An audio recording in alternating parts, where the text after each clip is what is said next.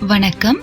சங்கிலியனின் ஜெர்மனிய செய்தி அறிக்கைக்குள் உங்களை வரவேற்பது ஜெனி ஃபியோனா. ஜெர்மனியின் வேலைவாய்ப்பு சந்தை ஆபத்தான நிலையை எட்டியுள்ளது.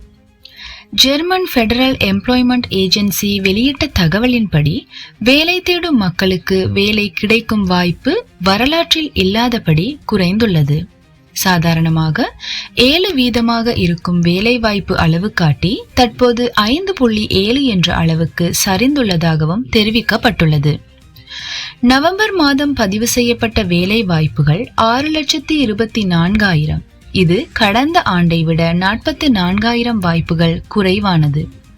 பெரும்பாலான நிறுவனங்கள் புதிய பணியாளர்களை எடுப்பதை நிறுத்தி சிலர் பணியாளர்களை குறைக்கும் நிலைக்கு தள்ளப்பட்டுள்ளன. இளம் தொழிலாளர்கள், பயிற்சி திட்டங்களில் சேர விரும்புவோர், மேலும் புதிய குடியேறிகளுக்கு வேலை கிடைக்கும் வாய்ப்பு கடந்த 25 ஆண்டுகளில் இல்லாத அளவுக்கு குறைந்து விட்டதாகவும் கூறப்படுகிறது. ஜெர்மனி ஐரோப்பாவின் மிகப்பெரிய பொருளாதார நாடாக இருந்தாலும் தற்போது உலக சந்தை அழுத்தம், எரிசக்தி செலவுகள் மற்றும் பொருளாதார மந்தநிலை வேலைத்துறையை மிகுந்த பாதிப்புக்கு உள்ளாக்கியுள்ளன. நிபுணர்கள் எதிர்வரும் மாதங்களிலும் வேலைவாய்ப்பு நிலை மேலும் பாதிக்கப்படலாம் என்று எச்சரிக்கின்றனர். இந்த நிலை தொடருமானால் ஜெர்மனியில் உள்ள குடியேறிகளுக்கும் இந்தியா, தமிழகம் உள்ளிட்ட வெளிநாடுகளிலிருந்து புதிய வேலை தேடுபவர்களுக்கும் சவால்கள் அதிகரிக்கும் வாய்ப்பு உள்ளது.